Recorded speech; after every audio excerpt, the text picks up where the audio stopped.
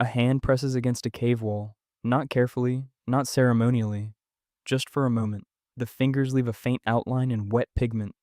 Then the person walks away. No signature, no explanation, no audience. For tens of thousands of years, that hand remains exactly where it was left, waiting. Most people imagine art beginning with civilization, with cities, with temples, with kings, with writing.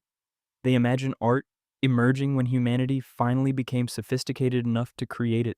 That is not what the evidence suggests, because long before the first city rose from the earth, long before the first kingdom claimed a border, long before anyone recorded a name, human beings were already leaving messages behind. Not messages of survival, not instructions, not warnings.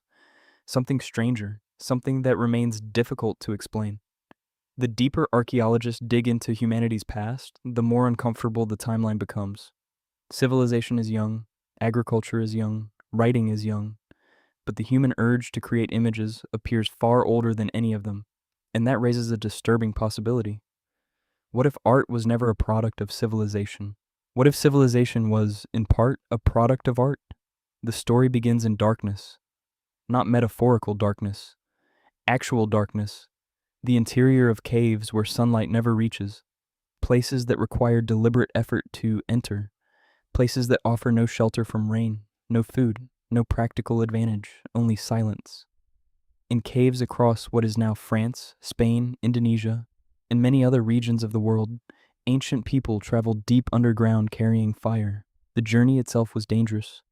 A single mistake could leave someone trapped in complete darkness. Yet they kept going, deeper and deeper. Then they stopped and painted bison, horses, mammoths, lions, hands, symbols, shapes that still resist interpretation. Many of these images are astonishingly sophisticated. The animals move, muscles appear tense beneath skin, bodies overlap, perspective emerges. The paintings do not look like humanity's first attempt at visual expression. They look like the work of people who already understood something profound, something practiced, something inherited, which creates an immediate mystery. If these masterpieces appear suddenly in the archaeological record, where are the thousands of failed attempts that should have come before them? Researchers have spent decades confronting that question, and the answer may be even stranger than the mystery itself, because art might not have appeared suddenly at all. The earlier evidence may simply have disappeared. Most human history was never written, most human history was never preserved, and almost everything humans created vanished long ago. Wood rotted, fibers decayed, bodies returned to dust. Entire worlds disappeared without leaving a trace. The archaeological record is not a library, it is a graveyard of accidents. What survives is often what was lucky enough to resist time, which means humanity's artistic story may stretch far beyond what we can currently see. And some discoveries suggest exactly that. In recent decades, researchers examining ancient shells discovered deliberate engravings created by archaic humans hundreds of thousands of years ago. Simple patterns, carefully repeated lines. Not random damage, intentional marks. The meaning remains unknown. But meaning may not be the most important question. The existence of the marks themselves changes everything, because they reveal a mind doing something survival alone cannot explain. A mind altering reality, a mind creating symbols, a mind seeing significance where nature had placed none.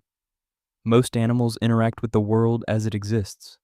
Humans transform it into something else, and perhaps that transformation began far earlier than anyone once believed. This is where the story becomes larger than art, because art is not merely decoration, it is evidence. Evidence that a brain is capable of imagining things that do not physically exist. A painted animal is not the animal. A carved figure is not the figure. A symbol is not the thing it represents. Yet somehow the human mind understands the difference. That ability sounds ordinary. In reality, it may be one of the most extraordinary cognitive developments in the history of life. Every civilization, every religion, every nation, every scientific theory, every law, every currency, every story begins with the same impossible act, the ability to treat imagination as something real. And when archaeologists uncover ancient art, they may not simply be finding pictures, they may be finding evidence of the moment humanity began escaping the prison of the immediate world. A wolf sees a deer, a human sees a deer, then paints it, then tells a story about it, then gives it meaning, then passes that meaning to another human. And suddenly a simple animal becomes part of a shared mental universe, a universe existing nowhere in nature, yet powerful enough to reshape reality itself. Perhaps that is why ancient art feels strangely familiar. Across thousands of generations, across continents that never knew each other existed, people kept returning to the same impulse: to leave a mark, to make something unnecessary, to create, not because survival demanded it, but because something inside them did. And the deeper we travel into the past, the harder it becomes to separate art from humanity itself. Maybe ancient humans had art before civilization. Maybe they had art before agriculture. Maybe they had art before cities. Maybe they had art before history.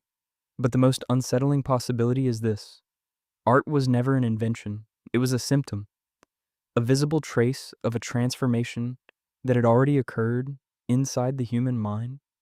A transformation so profound that we are still living inside it. The hand on the cave wall was never just a hand, it was evidence. Evidence that somewhere in the darkness, a human being looked at reality and imagined something beyond it.